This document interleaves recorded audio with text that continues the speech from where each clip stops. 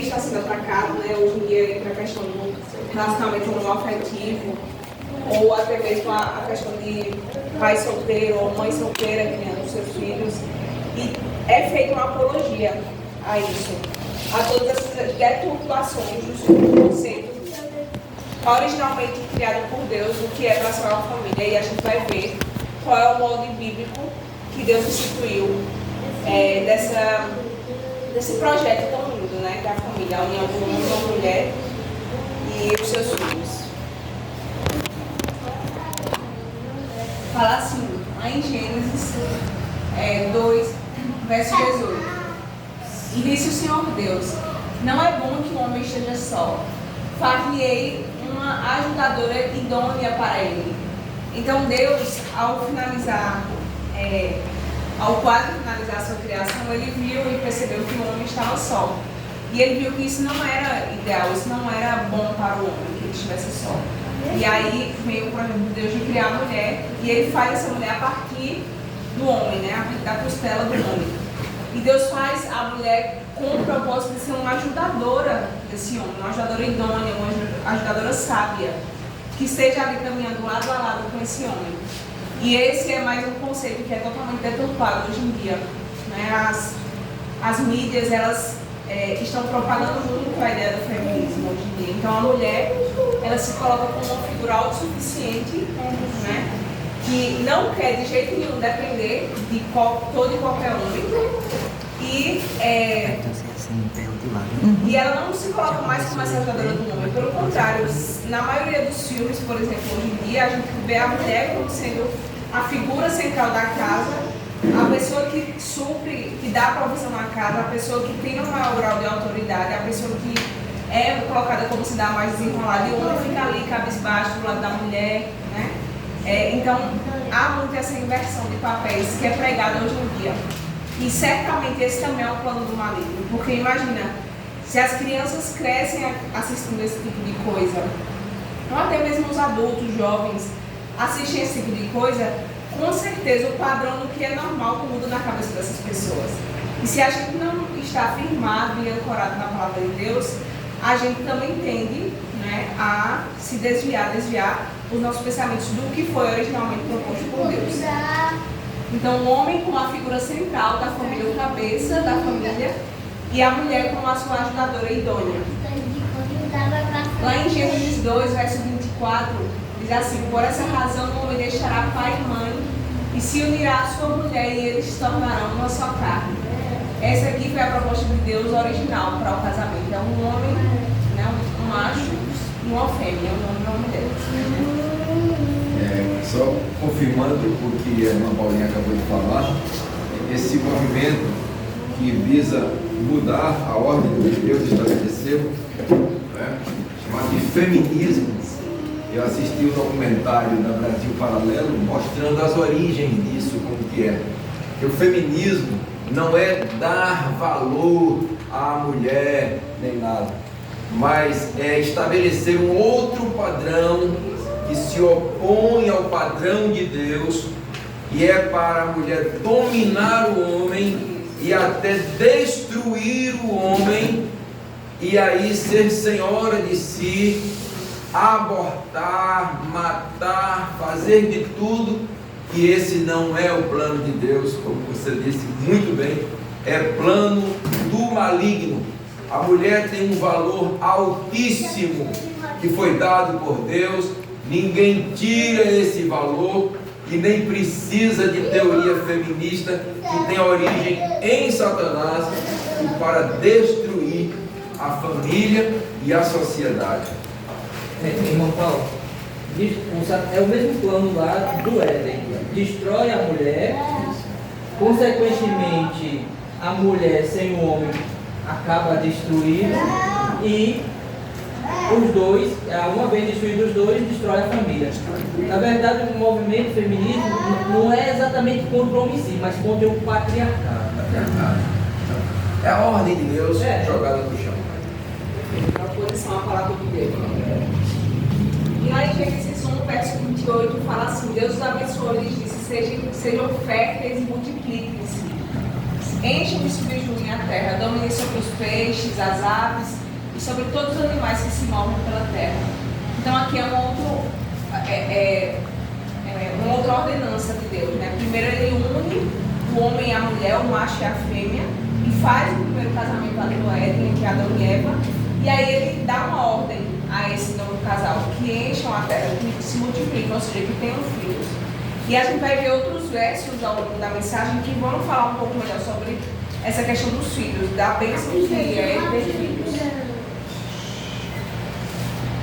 E aí a gente vê a ratificação do conceito da família também no Novo Testamento. Ela foi instituída, na primeira família, ela foi instituída no Velho Testamento, na criação do mundo, por Deus.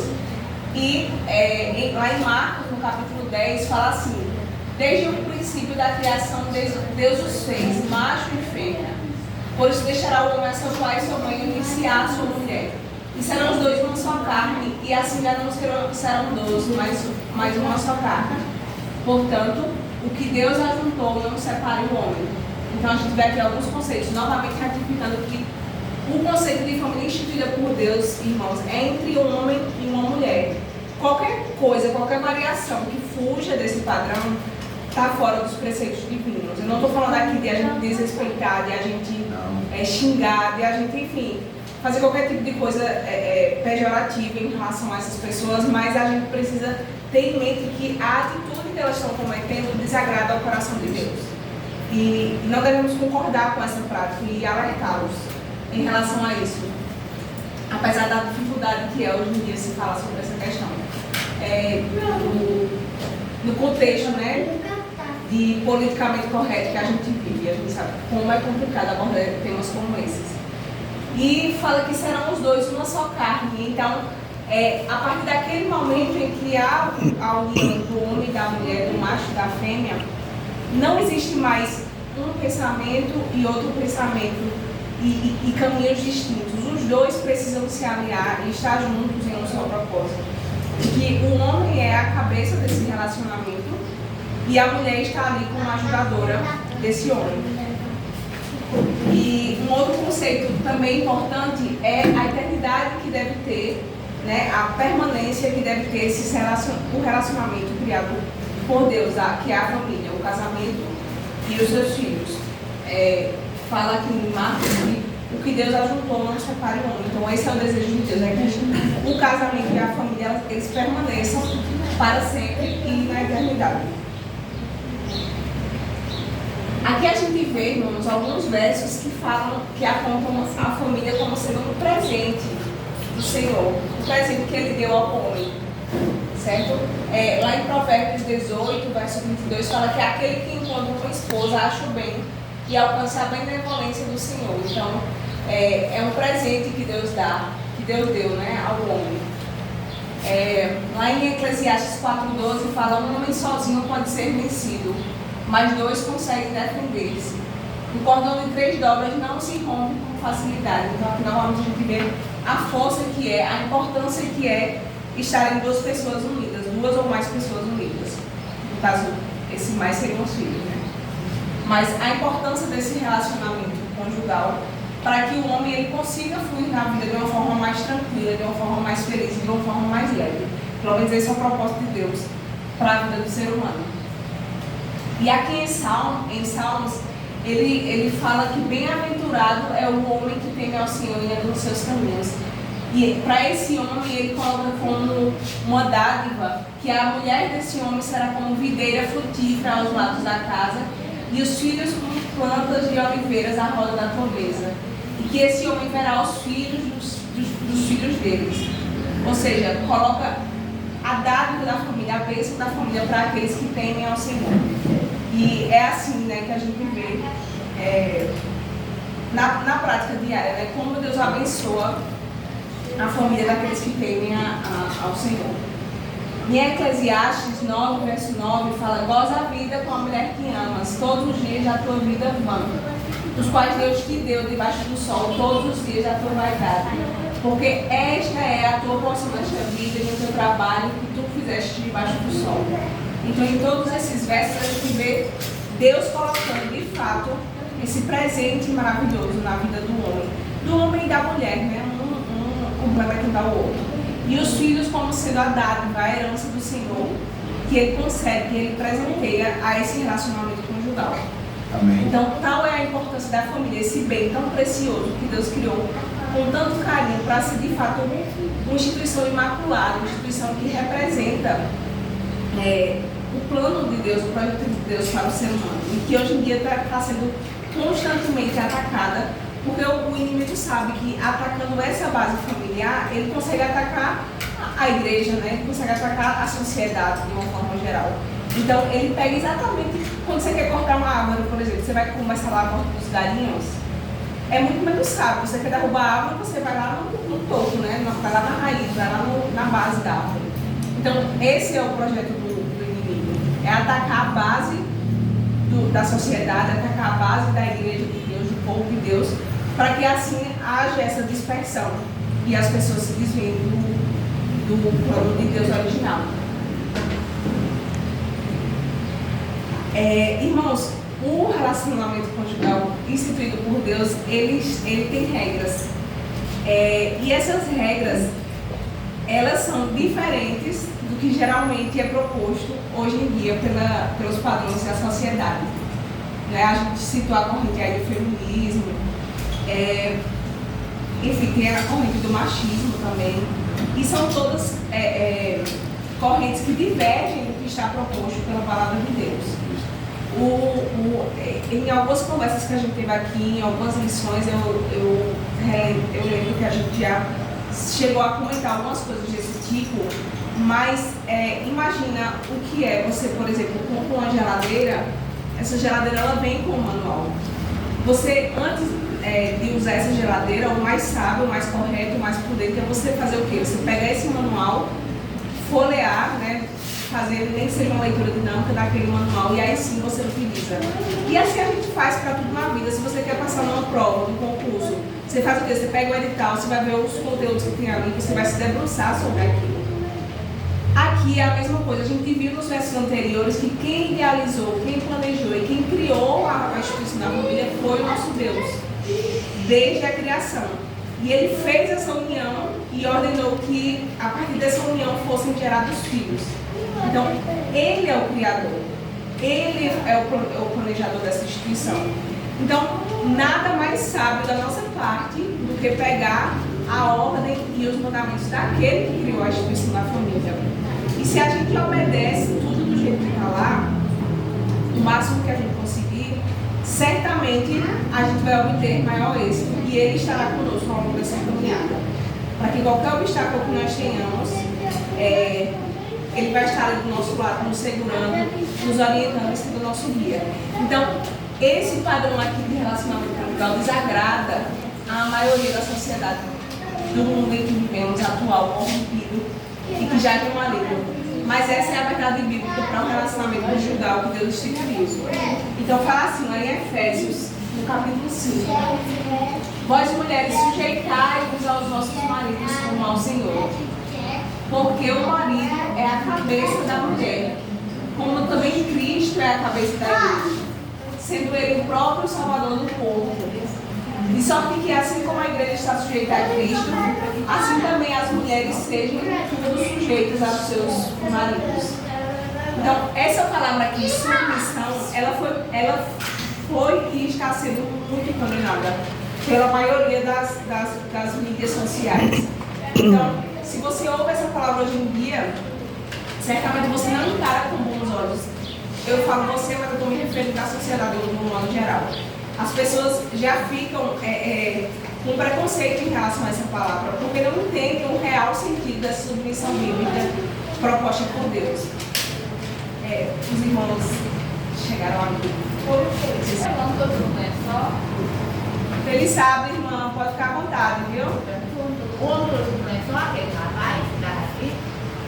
Esse é o conceito bíblico que Deus traz para qual deve ser o papel da mulher dentro do relacionamento, ou qual deve ser a posição da mulher dentro do relacionamento. Essa submissão que fala aqui não é uma inferioridade, até porque a gente viu lá em Gênesis que a mulher ela foi criada para ser uma ajudadora do homem. A ajudadora ou auxiliadora idônea, sábia, ela anda lado a lado ali com o homem. Obviamente, em todo qualquer relacionamento, em todo qualquer, assim como em toda qualquer empresa, por exemplo, tem que haver uma hierarquia, tem que haver uma liderança. E na instituição da família, não dá para ser uma instituição sem ordem. Porque senão a coisa não anda. Imagina, hoje eu quero ir para mim, não, mas eu quero ir para mim. E aí, vai cada um para um lado, vai se dividir? Não, tem que haver uma hierarquia, mas uma hierarquia saudável, não uma hierarquia que um quer subjugar o outro e o tempo inteiro está ali inferiorizando o outro. Não é esse tipo de instituição a que a Bíblia se refere. Eu já vi até alguns livros que interpretam essa palavra, né, como sendo os dois. Submissão, ele está sob a mesma missão daquele marido. Então, se você se une a alguém que está com o mesmo propósito que o seu, por exemplo, se eu tenho um homem cristão e esse homem ele se une com uma mulher cristã, a chance de esse relacionamento dar certo é maior. Por quê? Porque a missão daquele homem enquanto cristão, ou pelo menos o principal propósito de vida esperado para a vida dele, é que ele tem que agradar a Cristo, né? Agradar a Deus em todas as suas ações e vive em prol desse ministério. Então a mulher cristã, quando se junta a esse homem, ela naturalmente já vai estar sob essa mesma missão. E os dois vão andar lado a lado, cooperando um com o outro. E a mulher sempre ali para ajudar aquele marido. Então, se a mulher ela decide sair dessa missão do marido, o homem, ele que é para ser o cabeça instituído por Deus sobre a família, ele perde esse posto de cabeça. E aí começa a bagunçar tudo e o relacionamento ele tende ao fracasso. Então, é por isso que Deus idealiza dessa forma. Ele dá uma fórmula que não é mágica, né? Ele dá uma fórmula porque ele sabe, ele conhece. E se você for ler nos livros de neurofisiologia dos relacionamentos, você vai entender que a mulher ela necessita dessa figura masculina. Ela necessita dessa figura masculina que seja esse seu cabeça. Então as mulheres, mesmo que pareçam independentes e poderosas e dominantes no relacionamento, elas não são felizes no final das contas, porque elas naturalmente precisam dessa figura que esteja ali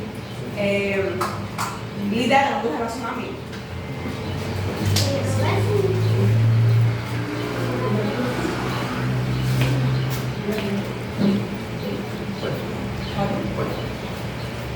E aí o conjunto dos versos prossegue da seguinte maneira: e vós, maridos, amai vossas mulheres, como também Cristo amou a igreja e a si mesmo se entregou por ela, para santificar, purificando-a com a lavagem da água pela palavra, para apresentar a si mesmo igreja gloriosa, sem mácula nem pura, nem coisa semelhante, mas santa e irrepreensível. Assim devem os maridos amar as suas próprias mulheres como aos seus próprios corpos. Quem ama a sua mulher, ama-se a si mesmo, porque ninguém nunca odiou a sua própria carne, antes a alimenta e sustenta, como também o Senhor a igreja. Então, da parte da mulher, a gente vê que ela tem que ser submissa ao homem, ela tem que estar na mesma posição do homem.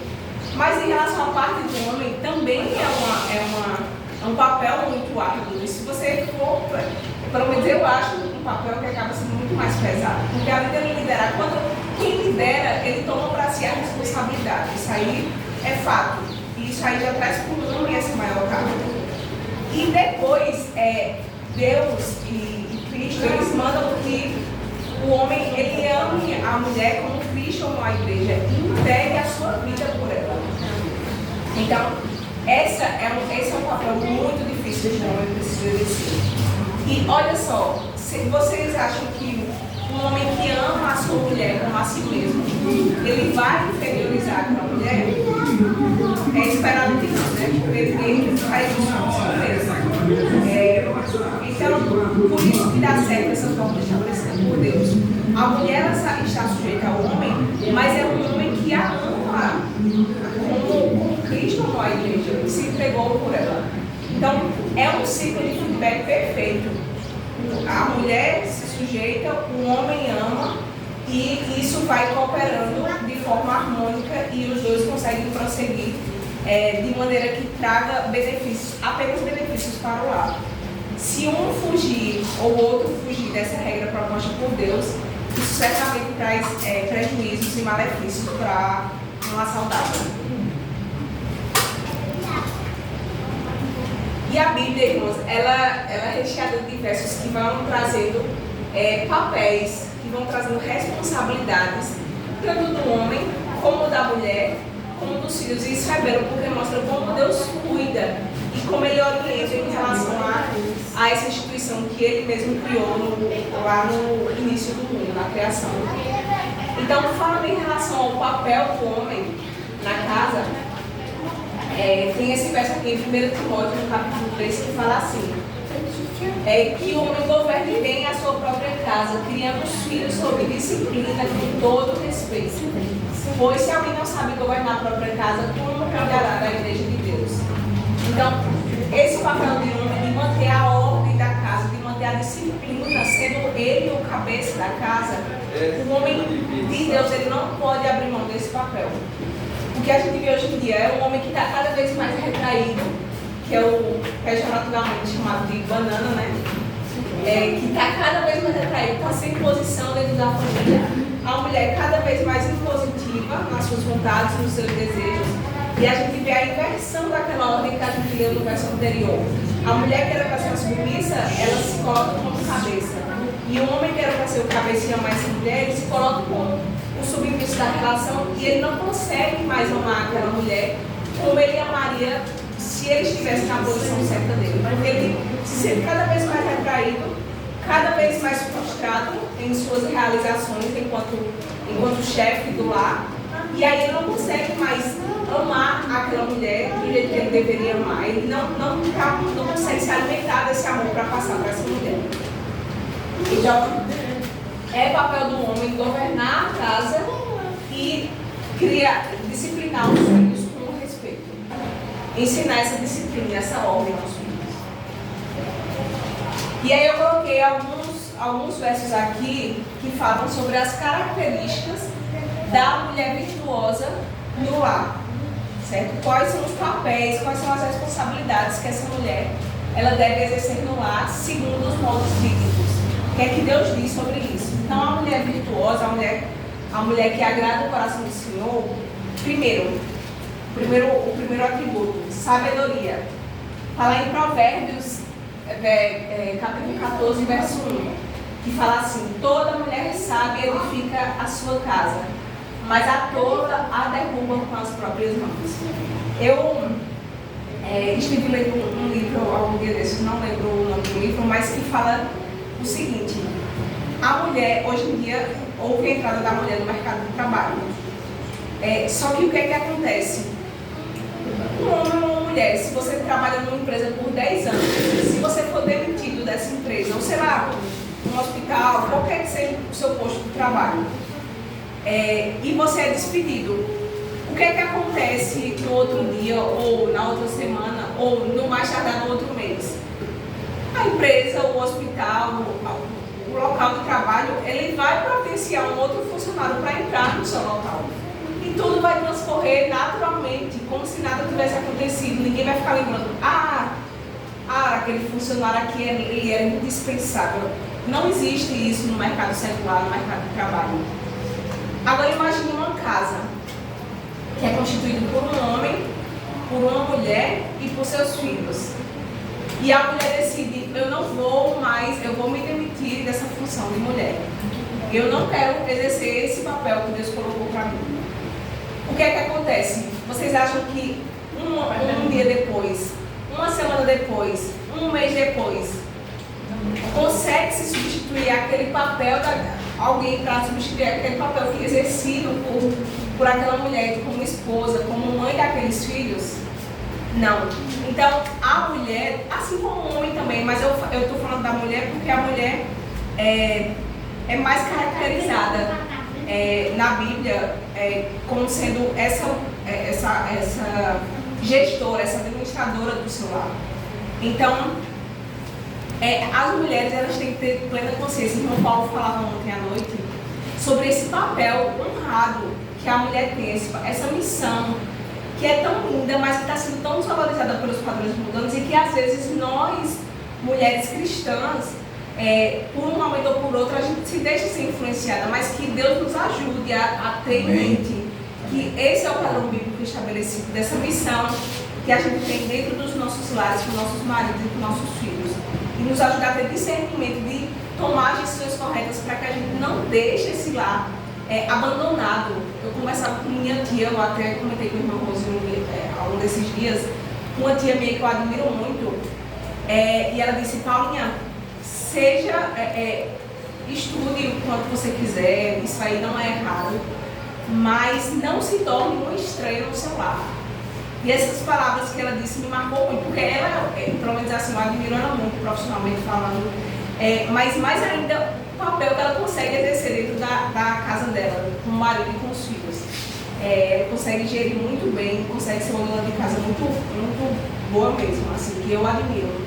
Então, quando ela me disse isso, eu notei a importância desse papel.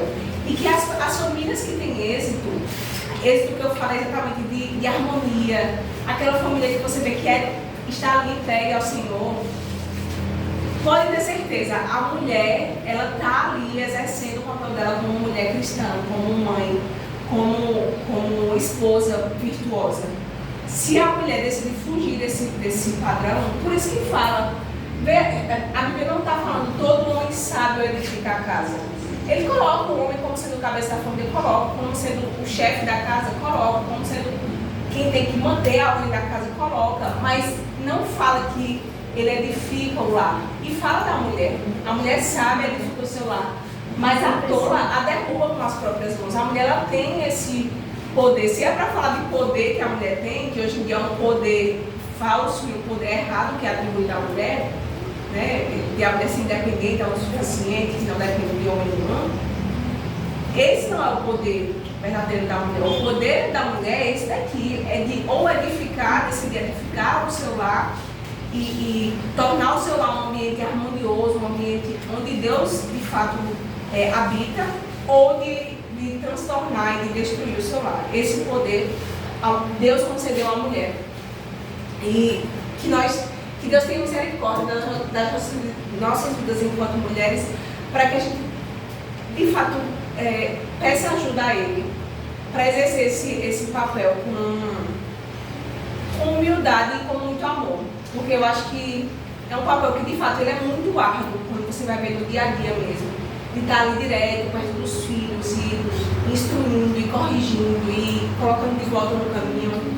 Enfim, e cuidando de todos os detalhes do lar, né? Que a gente sabe que a figura feminina é essencial para isso, em toda e qualquer família. Uma segunda característica que a Bíblia traz dessa mulher virtuosa é que ela é confiável e bondosa. Fala assim lá em Provérbios 31. Provérbios 31 é um dos capítulos, eu acho que foi reservado, né, para falar sobre esse papel dessa mulher virtuosa. Então fala assim: mulher virtuosa, quem a achará? O seu valor muito excede ao de rubis. O coração do seu marido está nela confiado.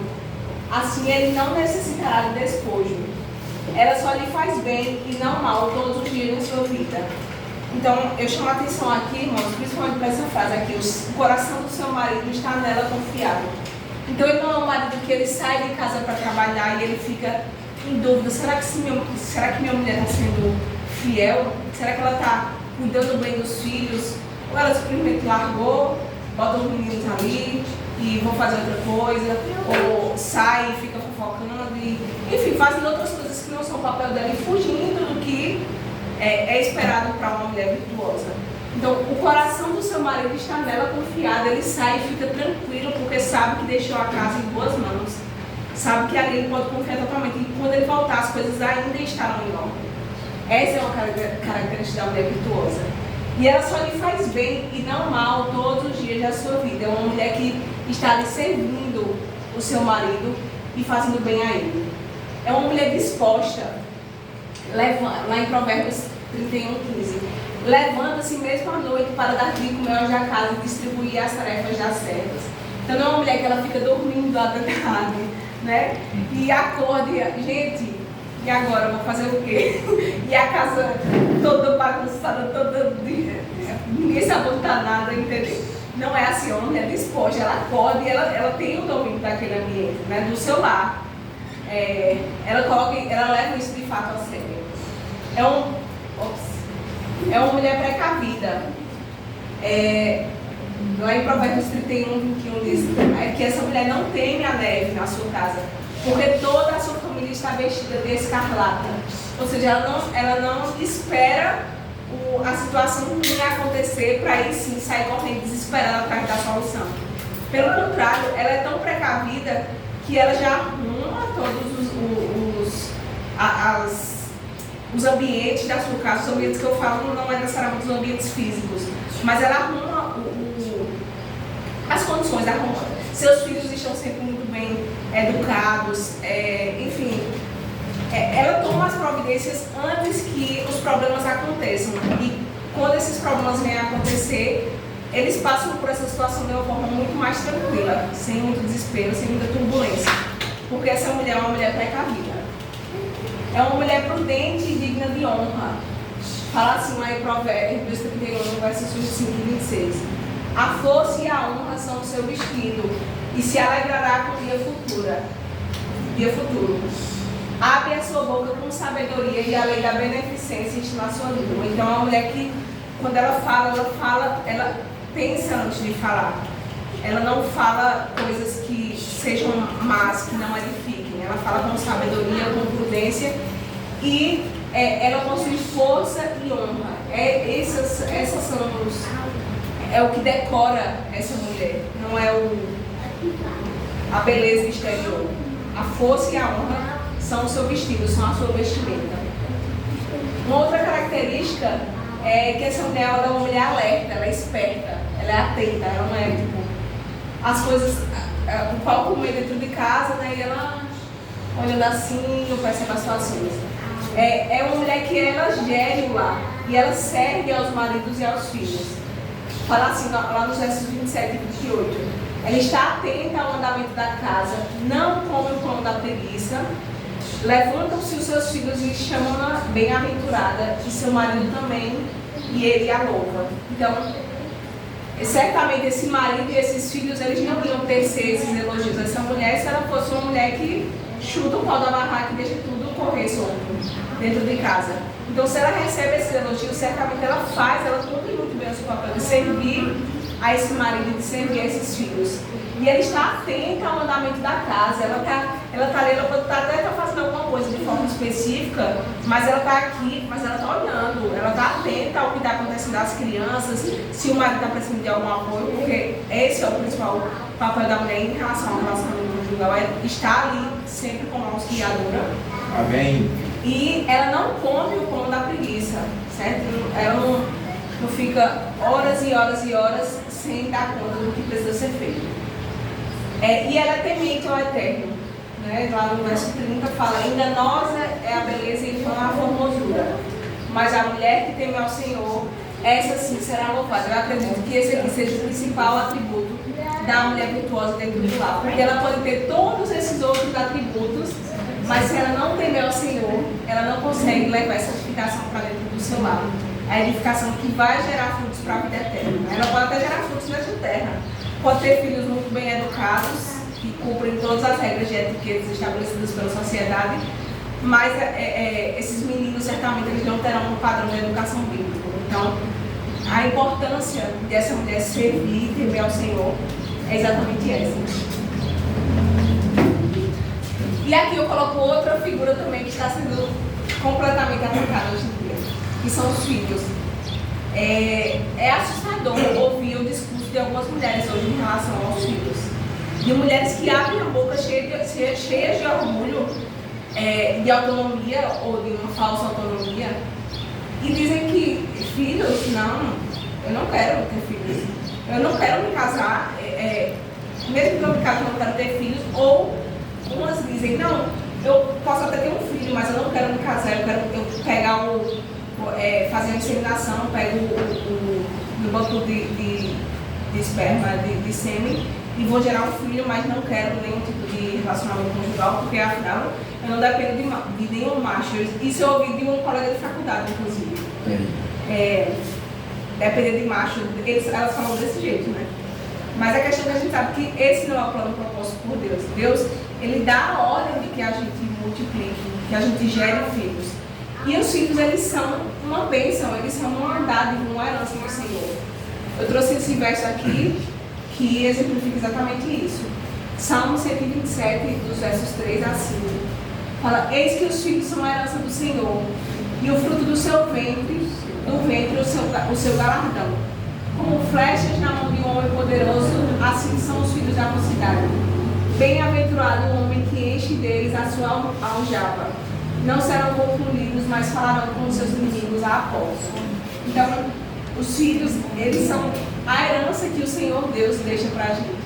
Então, eu creio que aqui todo mundo quer receber o presente de Deus, né? E a Bíblia fala que os filhos são um desses presentes, são uma dessas heranças que o Senhor nos deixa. E ele coloca aqui os filhos como sinônimo de poder, né, para o homem, e como sinônimo de mais que felicidade, né? Bem-aventurado quer dizer isso, é mais do que feliz. Então, é esse o presente que Deus dá e que traz sabedoria, que traz felicidade, que traz poder, de uma certa forma, a essa família. E é um item que tem sido muito atacado hoje em dia, também pelas mídias. Vários filmes também, hoje em dia, fazem apologia contra a questão de a mulher ter filhos, né? Eu acho que eu já comentei, inclusive, também com os irmãos, de um filme que a gente chegou a ver algum trecho que... primeiro ele coloca no início do filme a mulher muito bem sucedida profissionalmente, sabe? Aquela mulher que de fato ela exercia muito bem o papel dela, e aí quando chega, ela engravida, né? E quando aquela criança chega à família, eles fazem de uma forma que colocam aquela criança, a imagem daquela criança como sendo um obstáculo para tudo. E aí aquela mulher começa a ficar atrapalhada e chega trabalhando com os cabelos assim. Só que eles fazem de uma forma que a gente nota que é a apologia mesmo para você não ter filhos. É como se fosse assim: olha, se você tiver filho, é isso que vai acontecer, vai desgraçar a sua vida. Entende? Então percebam a gravidade disso. Enquanto que a Bíblia fala que os filhos, eles são a herança do Senhor, eles são um presente que Deus deixa para a gente. Então, que estejamos ligados na palavra de Deus, na palavra do nosso eterno Deus tão amoroso e nosso Criador, para que a gente consiga cumprir o que Ele colocou como plano para as nossas vidas. E aí eu coloquei alguns versos aqui, aproveitando que a gente está falando desse tema de família, pensei alguns poucos versos que norteiam a criação dos filhos. Já que os filhos, eles são essa continuidade da família, é importante que essas crianças elas recebam as instruções de acordo com os padrões que a família tem, os valores e princípios que a família tem. No nosso caso, são os valores bíblicos. Né? Então, a Bíblia ela deixa alguns ensinamentos em relação a como deve se proceder à criação dos filhos. Então, primeiro, temos que ensinar a palavra aos nossos filhos. Lá em Deuteronômio 6, que Tiago citou há pouco, versos 6 e 7 fala que todas estas palavras que hoje lhe ordeno estejam no seu coração. Ensine-as com persistência aos seus filhos. Em outras versões fala inculque. Isso significa repita até ele cansar. Quando ele cansar, você repete mais uma vez. Inculque para que a mente dele cresça, o caráter dele e a personalidade sejam formadas com aquilo incrustado. Quando isso acontece, quando a criança ela vira adolescente, depois jovem e adulto, aquilo vai fazer parte do caráter dele. Então, quando ele receber oportunidades e influências que o levem a fugir disso que foi implantado nele, ele naturalmente ele vai se sentir desconfortável, porque aquela base está muito bem solidificada. E o Espírito de Deus certamente incomodará aquela criança ou adolescente ou adulto jovem que recebeu essa educação, esse ensinamento da palavra desde a terra infância. Segunda, discipline o seu filho. Fala assim lá em Provérbios 3: meu filho, não despreze a disciplina do Senhor, nem se magoe com sua repreensão, pois o Senhor disciplina quem ama, assim como o pai faz ao filho de quem deseja o bem. Então, muitas vezes a gente vê situações em que, infelizmente, as crianças elas não são disciplinadas quando é necessário fazer essa disciplina, e aí crescem e viram jovens ou adultos totalmente sem limites, e sem bons princípios e valores. Então, a disciplina, dada da maneira correta e no tempo correto, da maneira estabelecida por Deus, ela é muito bem-vinda e ela, em outros versos, fala que livra a alma da criança do inferno. Então, os pais têm esse dever de disciplinar a criança, mostrar o caminho, ensina a criança no caminho em que deve andar e ainda quando for velho não se desviará dele. Provérbios 22:6.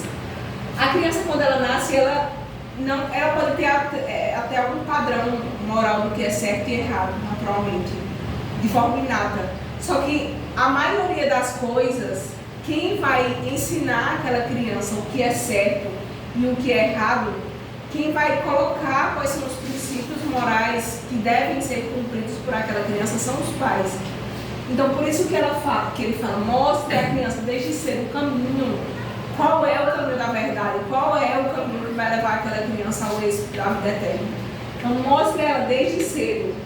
E ainda quando velho, não se desviará dele. Ensinar a obediência aos filhos, que é o que está lá no 5º mandamento, né? Honra teu pai e tua mãe, a fim de que tenhas vida longa na terra que o Senhor, o teu Deus, te dá. Então, ensinar os mandamentos de Deus a essa criança e enfocar, né, nessa questão de honrar, da obediência ao pai e à mãe, a importância que é, e que é o primeiro mandamento bíblico com promessa. Né? Eu queria que alguém abrisse em Efésios 6, para ler dos versos 1 a 4, que também fala nessa questão da obediência dos filhos aos pais. Filhos, obedecei a vossos pais no Senhor, pois isto é justo. Honra a teu pai e a tua mãe, que é o primeiro mandamento com promessa, para que te vá bem e sejas de longa vida sobre a terra. E vós, pais, não provoqueis vossos filhos a ira, mas criai-os na disciplina e na admoestação do Senhor. Assim como Deus estabeleceu regras para um relacionamento conjugal, e que a mulher deve ser submissa ao homem e respeitá-lo, e o homem deve amar a mulher como Cristo amou a igreja, Deus também estabeleceu regras para esse relacionamento pai e filho, e mãe e filho.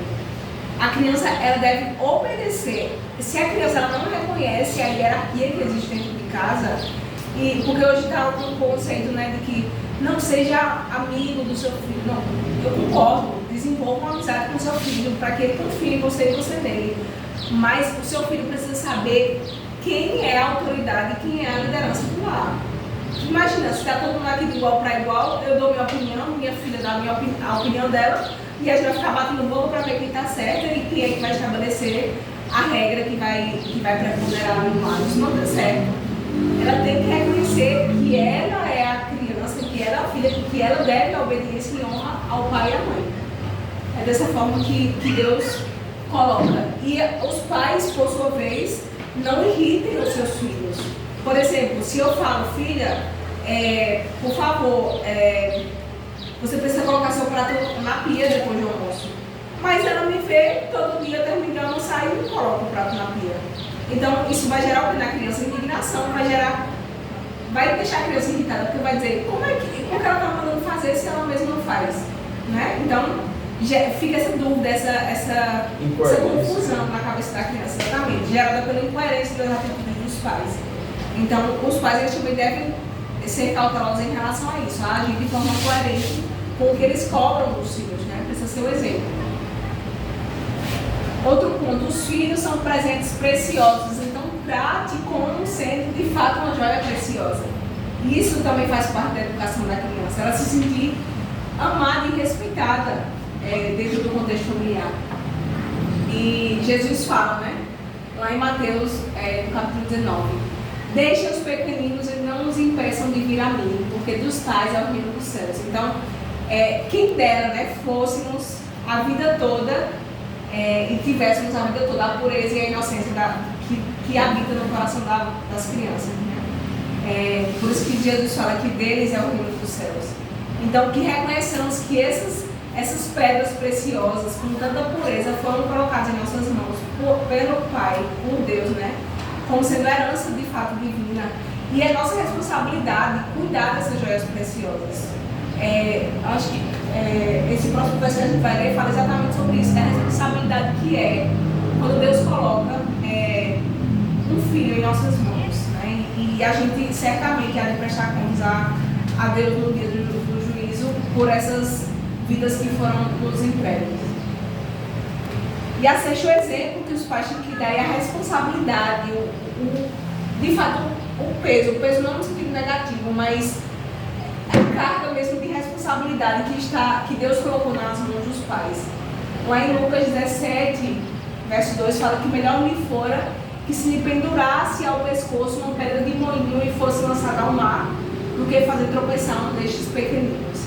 Então, se você age dentro de casa de uma maneira incoerente, se você não dá o exemplo, e você chega a deturpar os pensamentos daquela criança, o caráter daquela criança, ou você leva aquela criança a se desviar dos caminhos do Senhor, melhor lhe fora que amarrasse sua corda no seu pescoço, colocasse uma pedra bem grande e jogasse você no mar junto com essa pedra, que aí você morreria. É melhor acontecer isso com você do que você ser essa má influência na vida dessas crianças. Tal é a responsabilidade nossa enquanto pais.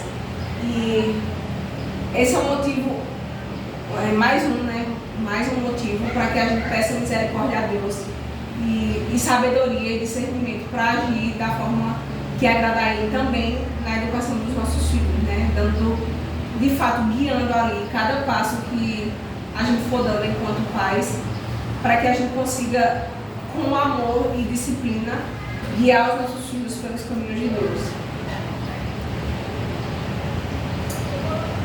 E aqui eu coloquei alguns versos que falam que dão algumas dicas, né, sobre os segredos para que a gente tenha uma família feliz. Então, o primeiro segredo, que não é segredo, vai estar exposto na palavra do Senhor, são conselhos, digamos assim, conselhos bíblicos para uma família feliz. O primeiro deles é o temor ao Senhor. Fala, bem-aventurado aquele que teme ao Senhor e anda nos seus caminhos. Está lá em Salmo 128. Então, a família que teme ao Senhor, que está ali entregue na presença e nas mãos do Senhor, ela tende a ser uma família feliz e bem-aventurada. Ela tem que ser uma família repleta de muito, muito amor no seio familiar. Fala assim, sobre tudo isso, lá em Colossenses 3,14. Revestivos de amor, que é o vínculo da perfeição. Então, até nos momentos de disciplina, por exemplo, dos filhos, ou até, às vezes até principalmente nesses momentos, por exemplo, em que há um atrito, por exemplo, no relacionamento conjugal, você tem que olhar para aquele filho no momento da disciplina, ou para aquele esposo, ou para aquele marido no momento de algum atrito familiar, com muito amor. Entender que ali está a pessoa que Deus reservou e que você escolheu para passar o resto da sua vida. Ali estão as pérolas, as joias preciosas que Deus entregou nas suas mãos, na vida do homem e da mulher. Então, olhe sempre com muito amor, apesar de todas as dificuldades, de todos os obstáculos. Olhe com amor, porque esse é o projeto de Deus. Esse foi um projeto instituído pelas mãos do Criador, a instituição da família. Amém. Então, que o amor prepondere em nossos lares. E que tudo que aconteça no nosso lar, sejam ações guiadas pelo amor verdadeiro, o amor que vem de Deus. Um outro conselho é que nos despojemos do egoísmo. Lá em Filipenses 2,4 fala o seguinte: não atente cada um para o que é propriamente seu, mas cada qual também para o que é dos outros. Então, um lar feliz, uma família feliz, é uma família cujos membros eles se despem, eles tiram de si o egoísmo. O quarto conselho é a disciplina, né, que já é uma repetição do que a gente viu em relação à criança dos filhos. Lá em Provérbios 29:15 fala que a vara e a repreensão dão sabedoria, mas a criança entrega a si mesma e envergonha a sua mãe. Então, uma casa onde há disciplina, onde os pais repreendem esses filhos, disciplinam esses filhos, é uma casa em que existe ordem e esses lares eles tendem a ser mais felizes. Obediência. Vós, filhos, sejam obedientes a vossos pais no Senhor, porque isso é justo. Foi o Tiago leu, né? Sabedoria. E vós, pais, não provoquei a ira a vossos filhos, mas criai-os na doutrina e na admoestação do Senhor. Então, que sejamos sábios e prudentes em relação às atitudes que temos em relação aos nossos filhos e que sejamos coerentes em relação ao que fazemos e em relação ao que falamos para os nossos filhos. E por último, mas o mais importante, que está junto com o primeiro que eu citei lá, que é o temor do Senhor, é que a sua casa seja repleta de Bíblia. Não Bíblia de ter várias Bíblias, mas de o conteúdo conversado ali serem embasados em textos bíblicos, que haja cultos familiares diários na sua casa e que todos os padrões e regras e princípios que norteiam a sua família e o seu lar sejam baseados na Bíblia. Fala assim lá em Deuteronômio, capítulo 6 que a gente já leu, né? Que essas palavras estejam no seu coração, ou seja, que cada membro da família tenha a palavra de Deus em seu coração e que essa palavra seja falada dentro de casa, e ensinarás seus filhos, e delas falarás assentado em sua casa, e andando pelo caminho, e deitando-te e levantando-te. Ou seja, em todos os momentos, desde o momento em que se acorda o pai, a mãe, os filhos, até o momento de deitar, e durante toda a jornada ao longo do dia, a Bíblia deve permear a vida dessa família. Sendo dessa forma, a chance dessa família ser feliz aumenta muito. Então, conclusão, alguns tópicos que a gente viu ao longo dessa mensagem, dos padrões bíblicos estabelecidos bíblicos e divinos, né, estabelecidos para a família. Primeiro, a família foi uma instituição criada por Deus, né, lá no Éden, que demonstra o seu amor por nós. A família é uma demonstração de carinho e de amor do nosso Deus Criador para conosco. Porque assim a gente fica com uma rede de apoio. Imagina se a mulher você está só, você está acompanhada ali com uma mulher, com o seu marido, com os seus filhos, você se sente mais fraco ou mais forte. Melhor é serem dois do que um. Um cordão com 3 nós, ele se torna de forma mais difícil. Então valorize. Ela foi criada por Deus, aprenda a valorizar. Vamos andar na contramão desse mundo que está tentando destruir essa instituição tão importante e que faz toda a diferença nos nossos contextos de vida. A família ela deve estar alicerçada e fundamentada nos fundamentos de Deus e de seu Filho. E devemos erguer um altar ao Senhor em nossos lares. Que as nossas vidas, que as nossas ações, elas representem esse altar, segundo os patriarcas lá, que o costume de fazer altares por onde passavam, que a nossa família, que os nossos filhos, que o nosso cônjuge, que tudo que a gente planta ali dentro do lar se espalhe. Por exemplo, os filhos eles vão para o colégio numa idade no padrão, né? O homem ele vai trabalhar, a mulher também tem ali os seus ciclos. Então, onde quer que essas pessoas estejam espalhadas, que elas consigam espalhar o temor ao Senhor que foi construído ali dentro daquele lar. E aí ela consegue influenciar outras pessoas que estão ao seu redor, a criança ali com os colegas, enfim, os adultos no ambiente de trabalho, na escola, na faculdade, onde quer que seja. Que a gente espalhe aquilo que foi plantado ali dentro daquele lar. Deus fez uma auxiliadora idônea para o homem, então não desprezemos o papel da mulher virtuosa dentro do lar. Que esqueçamos e rejeitamos totalmente o padrão que está sendo estabelecido para a mulher na sociedade atual, porque é um padrão que está totalmente distorcido de acordo com a palavra de Deus.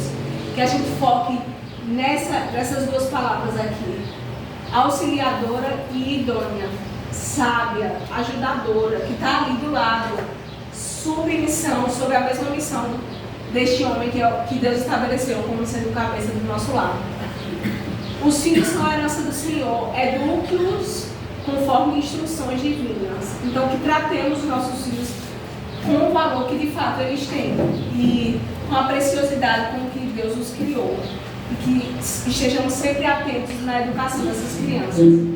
O inimigo atenta contra a base familiar e ele objetiva o afastamento dessas famílias da presença de Deus, porque ele sabe que dessa forma a família ela tende ao fracasso, né? Lá em Gênesis 3 fala do primeiro afastamento que houve, né? Da primeira família instituída por Deus, que foi Adão e Eva.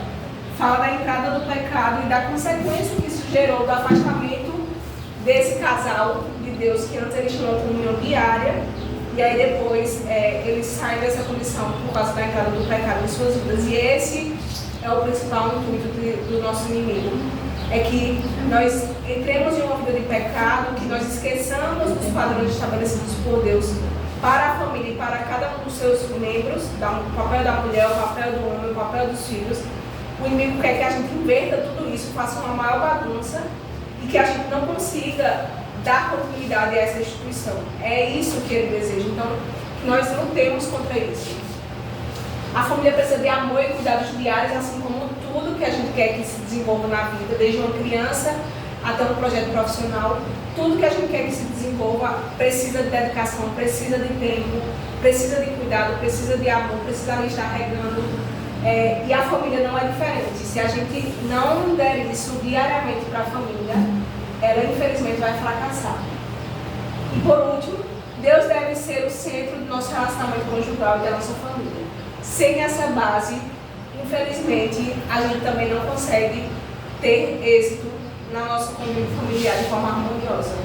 Então, que peçamos a Deus para estar, para ser o centro dos nossos lares, para estar 24 horas por dia, 7 dias por semana, 365 dias por ano, nos nossos lares. E que tudo que aconteça lá dentro seja de forma pura, seja de forma santa, que seja de forma que agrade o coração de Deus, para que a gente tenha a condição de dizer, como esse servo disse, lá em Josué 24:15, né? O carcereiro. É Josué. Foi Josué que disse, não foi?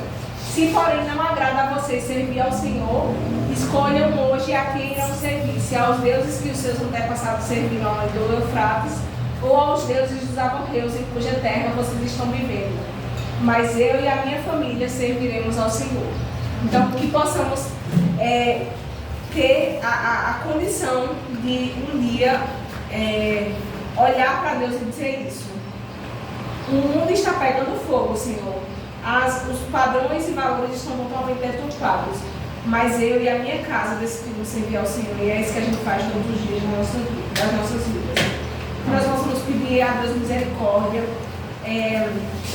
nós vamos pedir a Ele que nos dê forças, que nos dê disposição, que nos dê sabedoria, que nos dê o discernimento necessário para que a gente consiga conduzir, principalmente aí aos homens, e às mulheres, que a gente consiga edificar os nossos lares, as nossas famílias, que é um projeto tão lindo, instituído por Deus na criação, e que tem sido tão atentada pelo inimigo, intentada pelo inimigo nos tempos atuais. Então, que o nosso foco seja esse, irmão, de sempre estarmos ao lado de Deus, ao lado do seu Filho, buscando cumprir a sua palavra, estudá-la diariamente e fazendo o que agrada o coração do Pai.